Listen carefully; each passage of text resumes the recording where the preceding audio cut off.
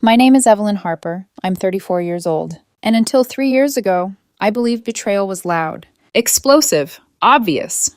The kind of thing that crashes into your life so violently that, even if it destroys everything, you can still point to the exact second it happened and say, there, that's when everything broke. I was wrong. Because the worst kind of betrayal doesn't announce itself. It doesn't raise its voice. It doesn't slam doors or shatter glass. It sits across from you at the dinner table, smiling, and quietly rewrites your entire life while you're still calling it normal. I'm writing this from my kitchen, the same kitchen where we used to have Sunday dinners. All of us. 6 chairs, always full. My husband at the head of the table, me at the other end.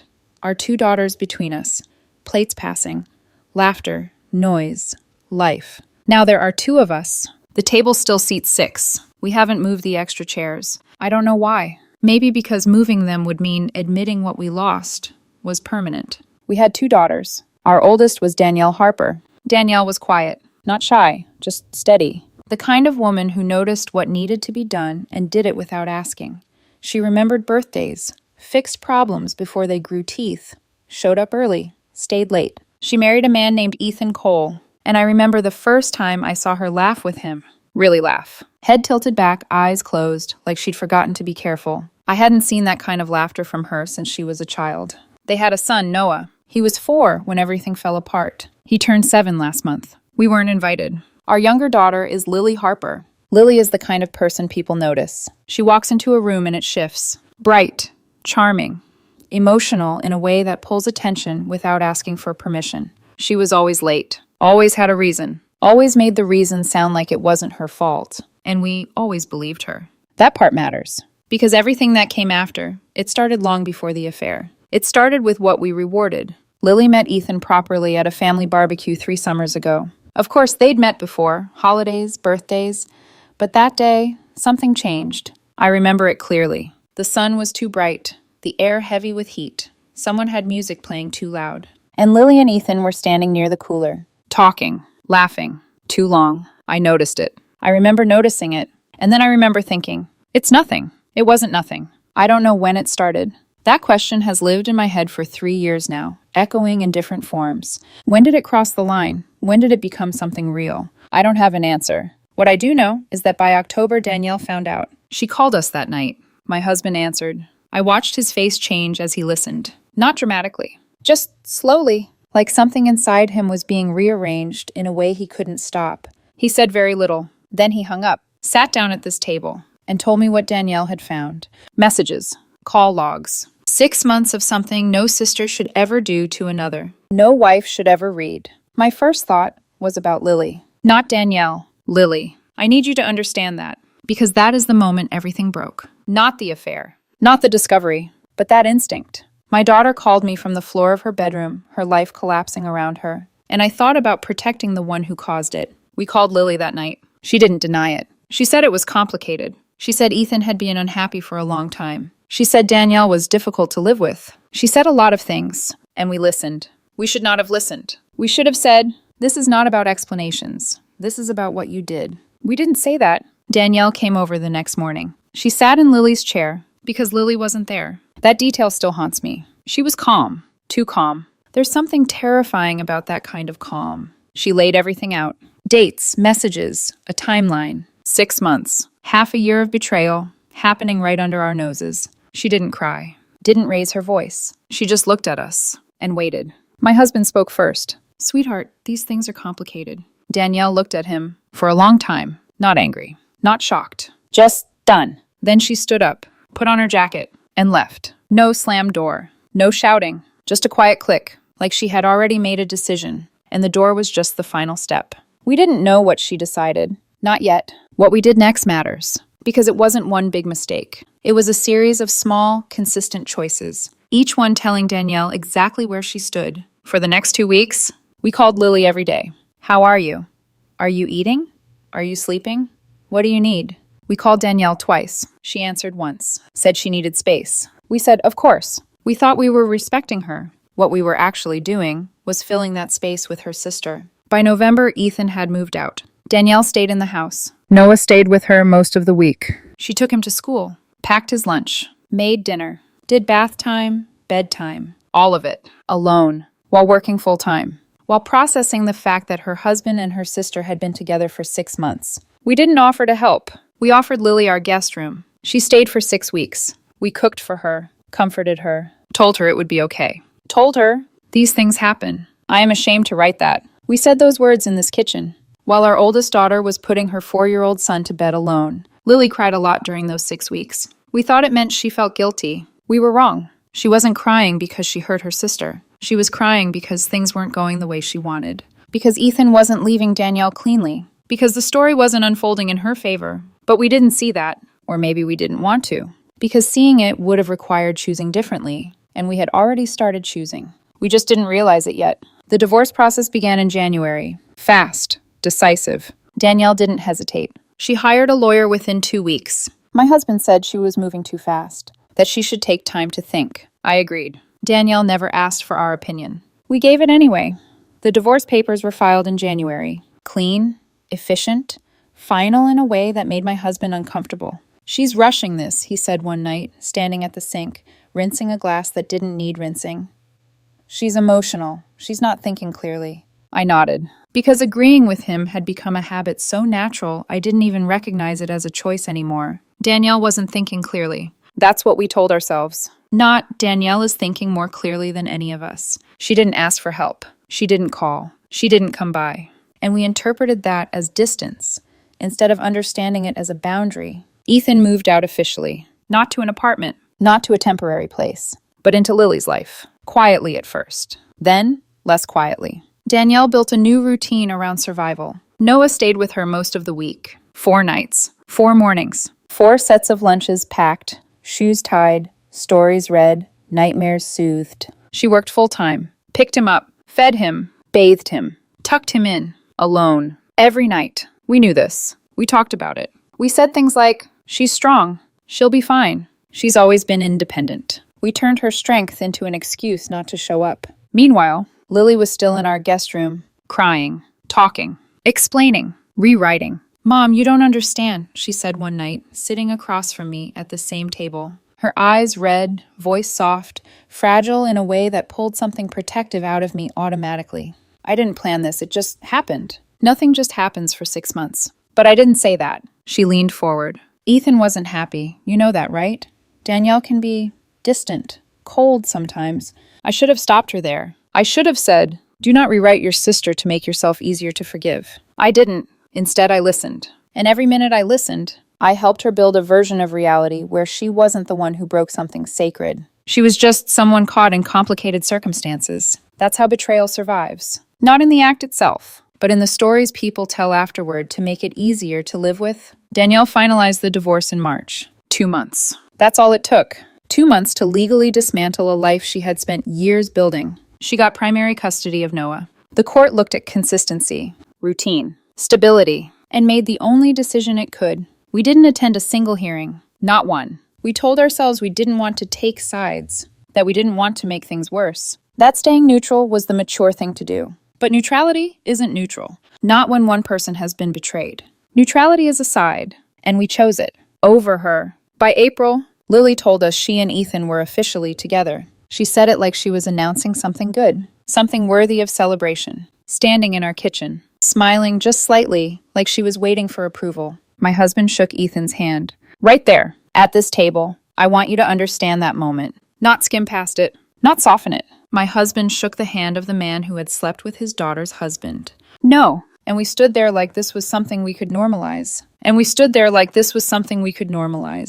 took them to dinner the following week. A restaurant we'd always liked. Familiar, comfortable. It wasn't until later, much later, that I remembered something. That restaurant was where Danielle and Ethan had held their rehearsal dinner. 6 years earlier. We sat at that table, ordered food, made small talk. Lily laughed. Ethan smiled. My husband told a story about something trivial, something forgettable. And I remember this strange, quiet feeling in my chest. Like something was off, but not enough for me to name it. Not enough for me to stop. So I didn't. Danielle found out. I don't know how. But she did. The text came that night. 7 words. Do not contact me or Noah again. My husband showed me the message. We read it twice. 3 times. And then we did something that still makes my stomach twist when I think about it. We agreed. She was being unreasonable. She's emotional, my husband said. She'll calm down. She's just hurt. We said those things like they explained everything, like they erased what we had just done. But Danielle wasn't being emotional. She was being exact. We just didn't understand the difference. Mother's Day came in May. I sent her a card, handwritten, carefully worded. I told her I loved her, that I missed her, that I hoped we could talk soon. It came back 3 days later, unopened. Return to sender written across the front, in her handwriting. I stood at the mailbox holding that envelope longer than I should have, my fingers tracing the ink, as if touching it would somehow explain it. It didn't. I told Lily. She sighed. Soft, dismissive. She's always been like that, she said. Holds on to things longer than she should. Like the problem was Danielle's memory, not what she was remembering. And I believed her. Again. June came, Noah's birthday. We sent a gift, a small stuffed dinosaur he had mentioned wanting months earlier. We remembered. We paid attention. At least, we told ourselves we did. The package was delivered. Signed for. No message. No thank you. No acknowledgement. My husband called Danielle. She didn't answer. He left a voicemail. Gentle, careful. Said we just wanted to wish Noah a happy birthday. That we missed him. That we hoped he liked the gift. She called back 3 hours later. She didn't say hello. He doesn't know who it's from. Her voice was calm, controlled, flat in a way that carried more weight than anger ever could. I put it in his room without a card, she continued. He's 4. He doesn't need confusion. He needs stability. My husband tried to speak. She didn't let him. I'm going to say this once, she said. You had dinner with them. You supported them. You made your choice. Silence. You are not safe people for my son right now. A pause. Then softer. Maybe ever. My husband swallowed. Danielle, we're your parents. A longer pause. I know exactly who you are, she said. That's why I'm telling you this directly. Then, goodbye, Dad. The line went dead. My husband sat at this table for a long time after that call. Didn't move. Didn't speak. I made tea. Out of habit. Neither of us drank it. And somehow, even then, we still believed we had done nothing wrong. That's the part that's hardest to explain. We weren't pretending. We weren't lying to each other. We genuinely believed we were the ones being pushed away unfairly. That if Danielle would just calm down, she would see that we loved her. And that would be enough. We didn't understand yet. Love is not enough. When your actions say something else. Summer passed. Quietly. And in that quiet, something permanent settled into place. We just hadn't named it yet. Because naming it would have meant admitting we had already lost her. And we weren't ready for that. Not even close. Summer passed in the strange, suspended way seasons do when a family is breaking and no one wants to be the first to say it out loud. The air changed. The leaves turned. And still we told ourselves this would soften. That time would do what accountability had not. That if we waited long enough, Danielle would miss us more than she remembered what we had done. It shames me now to admit how entitled that hope was. We thought history would protect us. We thought being her parents would outweigh every choice we had made against her. We were wrong. By early fall, Lily and Ethan moved in together. Not quietly, not with embarrassment, openly, practically, as if they were just another couple starting a life. We helped them move. That sentence still feels unreal when I write it, but it is true. We rented the truck. My husband carried boxes. I wrapped dishes in newspaper and labeled kitchen cartons with black marker. Lily moved through the apartment smiling nervously, talking too much, filling silence before it could accuse her. Ethan kept thanking us. That may have been the worst part. His gratitude, as if we were doing something generous, as if this was kindness and not moral collapse wearing the clothes of family duty. I unpacked their kitchen. I stood in a room that smelled like fresh paint and cardboard and arranged plates and cabinets while Lily told me where she wanted the spices. Cumin, paprika, garlic powder, Italian seasoning. I lined them up in a neat row while, 6 miles away, my older daughter was probably giving Noah a bath, folding small pajamas, packing tomorrow's lunch, living inside the wreckage we had helped normalize. And I felt nothing sharp enough to stop me. That is what frightens me most when I look back. Not just what we did, but how ordinary it felt while we were doing it. How easy it was to separate action from meaning. How naturally I could tell myself I was just helping my daughter set up a kitchen. Not helping build a home on top of my other daughter's ruin. October came. 1 full year since the night Danielle called us from the floor of her bedroom. 1 year since the moment she needed her parents and got something else. My husband said maybe enough time had passed. Maybe we should try again.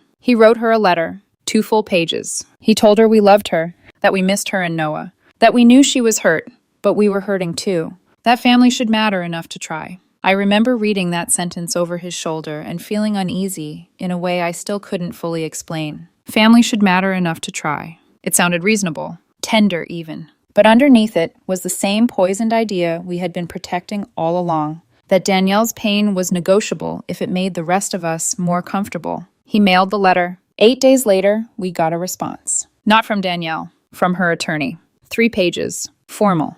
Precise.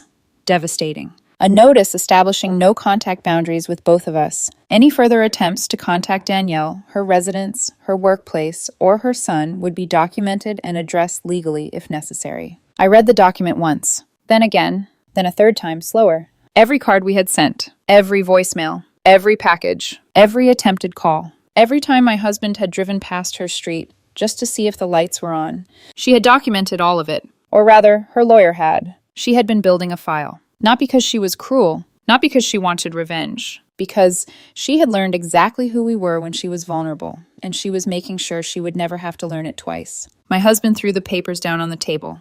"This is excessive," he said. "She hired a lawyer just to hurt us." I looked at him, and for the first time in a year, something inside me shifted hard enough to crack. Not fully, not cleanly, but enough. I looked back down at the document, at the dates, the evidence, the meticulous record of every way we had refused to respect the boundaries of the daughter we had abandoned emotionally and then blamed for protecting herself. And I heard myself say, "Is it?" My husband stared at me. I said it again, quieter.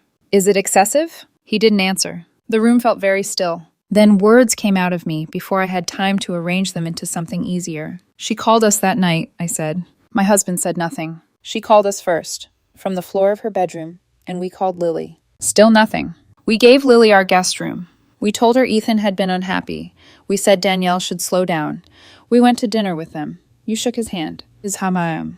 My voice broke there, not dramatically, but enough to make me stop. I pressed my fingers against the edge of the table. "I set up their kitchen," I said, "and then we wrote a letter asking why family didn't matter enough to try." He sat down slowly. For the first time in that whole year, he didn't defend himself. Didn't say Danielle was stubborn. Didn't say we were doing our best. Didn't say things were complicated. He just sat there. And because he finally stopped talking, I could hear the truth clearly enough to say the part that mattered most. We never once asked her what she needed. My husband looked up at me then. His face had gone pale in a way I had only seen a few times in our marriage. I kept going. Not once. Not in 12 months. We never called and said, "What can we do for you?" We called to manage her, to calm her down, to slow her down, to make this easier for Lily. The silence after that was the first honest silence we had shared in a year. It was too late, but it was honest. We did not contact Danielle again after that, not because a lawyer told us not to, because I finally understood that what she needed from us had never been more contact. What she had needed was for us to be her parents when it mattered. That window had closed, and no amount of regret could pry it back open. Winter came, cold, gray, punishing in its stillness. I thought about Noah constantly. What size shoes he wore now. Whether he still lined up his toy cars by color. Whether he still asked for the same bedtime story twice. Whether he remembered my face. That last question followed me through the house like a draft. Patrick and Caitlin in the original story had a rough winter. Here, Lily and Ethan did too. They fought. We heard about it in fragments at first. Then in full scenes, Lily delivered from our couch with tears running down her face and mascara smudged at the corners.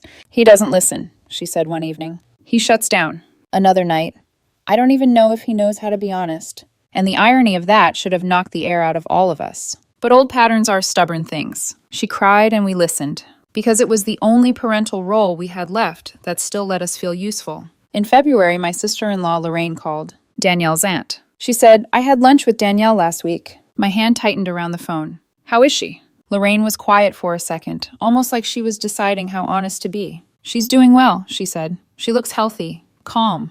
Healthy, calm. Those words landed harder than if she had said miserable or angry, because healthy meant healing, and healing meant she was learning to live in a world without us in it. Lorraine kept talking. "Noah's in first grade now. He has a best friend named Mason. He's reading above grade level. He likes science. Danielle says he's obsessed with planets this month." I sat down at the table with 6 chairs, the table that had become a witness more than a gathering place, and I listened to another woman tell me what my grandson liked. Then Lorraine said carefully, "She's seeing someone." My throat tightened. "A man named Nathan. It's been serious for about 8 months. 8 months. There it was again. A whole life measured in months we knew nothing about. A man named Nathan knew my grandson's favorite subject in school. A man named Nathan had probably heard about bedtime routines and allergies and which cereal Noah would eat when he was tired. A man named Nathan was standing in rooms we would never enter. And it wasn't because he stole that place from us. It was because we left it empty. Lorraine said, "He's very good with Noah." I closed my eyes. There is a very specific kind of pain that comes from realizing a stranger has become safe to your grandchild because you were not. I think that pain is earned. I asked Lorraine, "Does Danielle ever mention us?" There was a pause long enough to answer before she spoke. "She doesn't say anything bad," Lorraine said. "She just doesn't say anything." That hurt more than anger would have. Anger still means presence. Anger means heat. This was absence, a clean emotional space where we no longer existed enough to discuss. Spring came 14 months after the legal notice, and with spring came the end of Lily and Ethan. Lily arrived at our house just after 9 on a Thursday night, red-eyed, unsteady, no makeup, a duffel bag in the back seat. She sat at this kitchen table, the same one Danielle had once sat at with evidence of her own betrayal, and told us Ethan had ended things. Or maybe she ended them. Even then, the details were slippery. What stayed clear was this. He told her he had never truly built anything real with her, that whatever began in betrayal had rotted from the start, that he was tired, that he didn't know who he was anymore. Lily cried so hard her shoulders shook. My husband stood and put a hand on her back. I watched from across the table and felt something I had not expected. Not triumph, not compassion, not cruelty either. Just a flat, cold recognition. This was what we had traded Danielle for. This, a daughter crying over a man who had helped her destroy her sister's marriage. A relationship built on disloyalty collapsing exactly the way it was always going to collapse. The symmetry was so exact it almost felt mathematical. I didn't interrupt it. I just sat there and let it be exact. Lily stayed with us for 2 weeks. Old habits are hard to break. On the last night before she moved into a small apartment across town, she sat at the table eating toast she barely touched and said, "I still don't understand why Danielle can't just move on. It's been almost 2 years. I looked at her, really looked at her. She mistook my silence for invitation and kept going. "I mean, she's doing well, right? Noah's fine. There's no reason to keep punishing us forever." Something in me went still. Then I asked, "Lily, who do you think is being punished?" She frowned. I said, "Danielle is raising her son, building a life. She has peace, from what I hear. We are the ones sitting at an empty table. We are the ones who haven't seen our grandson in years. We are not her punishment." I held her gaze. "We are our own." She stared at me like I had slapped her. Maybe in some way I had. She said nothing. And for once I did not rush to soften the truth. Lily didn't argue with me that night. That alone told me something had finally broken through. Not enough to undo anything. Not enough to fix what she had done. But enough to stop performing. She moved out 4 days later. A small apartment, 2nd floor, no elevator. My husband offered to help carry boxes. She said she could manage. And for the first time in her life, we let her. The house felt different after that. Quieter, not peaceful. Just stripped, like something had finally been removed that had been masking the damage underneath. We still had each other, my husband and I. We still had this table. 6 chairs, 4 of them empty, always empty. In the fall, my husband said he wanted to try one more time. Not to fix things, not to ask for anything. Just to say what should have been said from the beginning. He wrote her a letter, 1 page. No justifications, no explanations, no softening language. "I need you to know," he wrote, "that we made choices that showed you exactly what you were worth to us compared to your sister, and we were wrong." He didn't ask for forgiveness, didn't ask to see Noah, didn't ask for a response. He just told the truth. Finally, we mailed it, and then we waited. 6 weeks passed, no reply. Then one afternoon, an envelope arrived, no return address, no handwriting we recognized. Inside was a photograph. No note, no explanation, just an image. Noah, standing at what looked like a school event, holding a drawing in his hands, smiling. And next to him, a man. Dark hair, one hand resting gently on Noah's shoulder, the other holding a paper cup, relaxed, present. Nathan, I knew immediately. Not because I had met him, but because of the way Noah stood next to him. Close, comfortable, unafraid. The way children stand next to people they trust. My husband put the photograph on the refrigerator, right in the center, held by a small magnet shaped like a sunflower. We look at it every morning, not intentionally, just because it's there. That photograph is the closest thing we have to access now. A silent update.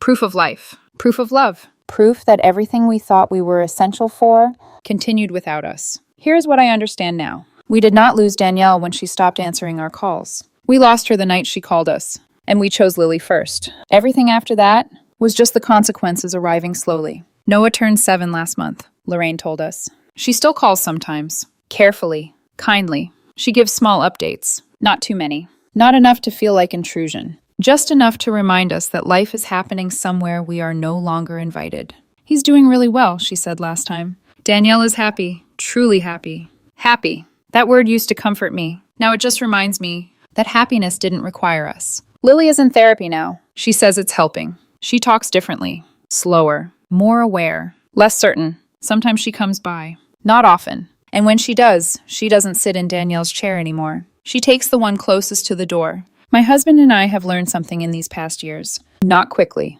Not gracefully. But thoroughly. Love does not prove itself in what you feel. It proves itself in what you do. When it's inconvenient. When it costs you something. When choosing one person means disappointing another. We thought loving both our daughters equally meant staying neutral. It didn't. It meant standing where it was hardest. And we chose where it was easiest. Every single time. The cost of that choice was everything. Our daughter. Our grandson. Every birthday we didn't attend. Every school event we didn't sit through. Every ordinary Sunday that never happened again. We paid with all of it. 3 months after the photograph arrived, Lorraine called again. She said, "Danielle knows I talked to you." My heart stopped for a second. She asked me to tell you something. I sat down slowly. Okay. Lorraine hesitated. Then she said it. Carefully. Exactly. She said Noah is happy. That he's safe.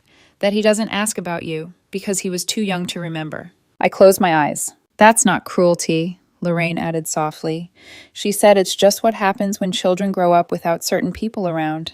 I nodded, even though she couldn't see me. Did she say anything else? I asked. Another pause. She said she wants you to stop waiting. The words landed heavier than anything else. She's not coming back, Lorraine said gently. She's made peace with it. She thinks you should too. I thanked her. Hung up. And then I sat at this table for a long time. The same way my husband had so many times before. That night I told him everything. Word for word. He listened. Didn't interrupt. Didn't argue. When I finished, he stared at the table, at the empty chairs. Stop waiting, he repeated quietly. I said, we don't have a choice, because that was the truth. We had made choices that removed our right to choose anything else. Patrick in another story might have tried to fix things. Lily thought about it too. She called in December. Said she had been thinking about Danielle. That she wanted to reach out. Didn't know if she should. I told her the truth. That's not my decision to help you make. She was quiet. Then she asked, do you think she'd even talk to me? And for the first time in years, I didn't soften my answer. I don't know your sister anymore. The silence on the line stretched. I lost the right to know her, I said, when I chose you instead of her. She whispered, I know. And this time, I believed her. January now. Almost 3 years since October. Every morning I stand in this kitchen. Look at that photograph. Noah smiling. Nathan beside him. Danielle somewhere just outside the frame. My husband asked me last week if I regret it. Which part? I asked. All of it. I thought about it. Not long. Every day, I said. But regret doesn't open doors. It just teaches you what they cost. He nodded. We made breakfast. That's what our mornings are now. Quiet. Correct. Useless to anyone but each other. I started writing this because someone in my book club showed me a story. A man talking about his parents choosing his sibling over him. The comments were full of people who understood. People who had lived it. From both sides. I read every one. And I realized something. We are not unique. We are not special. We are just honest. We chose the wrong child. Not because we didn't love Danielle, but because Lily was louder, more emotional, easier to respond to. Danielle didn't ask. She didn't perform her need. She trusted us to see it without being told. We didn't. We trained ourselves to respond to noise, to urgency, to whoever demanded the most in the moment. And we called that parenting. It wasn't. It was conditioning. And when the quiet child finally went silent, we were shocked. We shouldn't have been. Here is what I should have said the night Danielle called. Stay on the phone. I'm coming over. I should have gone to her, sat on the floor with her, let her break, held it, without trying to fix it, without trying to make it easier for anyone else. I should have called Lily the next day and said, this is not about why you did it. This is about what you did. And if you want to be part of this family, you will spend the next year earning back your sister's trust. I didn't say that. I said, these things are complicated. 4 words. That cost us everything. The table still seats 6. We haven't moved the chairs. Maybe we never will. Because some part of us is still learning how to live with the truth. That the door didn't slam. It didn't even close loudly. It just clicked. Quiet. Permanent. And we were left standing on the other side, holding 30 years of love that was never enough to outweigh the choices we made with it. Somewhere in a house we will never enter, our grandson is growing up, safe, loved, happy, and that has to be enough.